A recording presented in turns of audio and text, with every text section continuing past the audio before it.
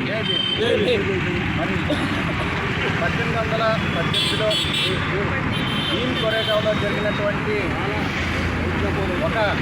భీకరమైనటువంటి యుద్ధంలో గెలిచిన సందర్భంగా చేసుకునేటువంటి భీమ్ కొరేగావ్ మరి ఇది నిజమైనటువంటి మెహర్లకే కాదు, ఎస్సీలకి, ఎస్టీలకి, బీసీలకి, మైనార్టీలకి సంబంధించినటువంటి నిజమైన పండుగని నేను అభివర్ణిస్తున్నాను. ఎందుకనంటే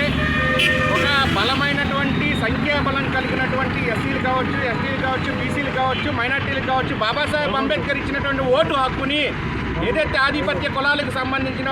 మనం వేసి మనం వారిని అందులో ఎక్కిస్తున్నాం. కానీ మనకున్నటువంటి నీలి జెండా పార్టీలని మనం ఎత్తుకోకుండా, మనం వారి కోసం పనిచేయకుండా ఇంకెన్నాళ్ళు ఈ యొక్క దోపిడీలు, ఎన్నాళ్ళు ఈ యొక్క దాడులకి గురవుతామని చెప్పేసి మన శక్తిని, మన సామర్థ్యాన్ని, మన యొక్క గౌరవాన్ని పెంపొందించుకోవాల్సినటువంటి అవసరం మనందరి మీద ఉందని ఇప్పటికైనా కానీ ప్రతి ఒక్కరూ కూడా ఆ పార్టీ కొడితే ఈ పార్టీ, లేదా ఈ పార్టీ కొడితే ఆ పార్టీ, లేదంటే విస్మరించి మన యొక్క నీలి జెండా పార్టీ యొక్క ఆత్మ గౌరవాన్ని అమరావతి కోట మీద ఎగరేయాలని చెప్పి ఆ యొక్క పౌరుషాన్ని ఈ భీమ్ కొరేగావ్ యుద్ధం ద్వారా తీసుకోవాలని చెప్పి నేను ఆశపడుతూ, ఆకాంక్షిస్తూ సెలవు తీసుకున్నా. జై భీమ్, జై భారత్.